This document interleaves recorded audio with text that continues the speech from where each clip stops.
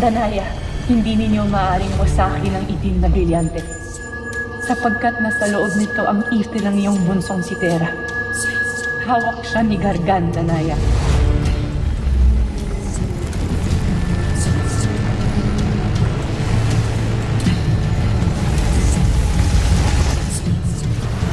Danaya, ipagpatuloy mo! Shana! Shana, itigil ninyo! Danaya, hindi tayo maaaring tumigil! Itigil ninyo! Sapagkat nasa itim na brilyante at ifte ng aking anak! Danaya, anong ibig mong sabihin? Yun ang sinabi sa akin na Cassiopeia ngayon! Shana!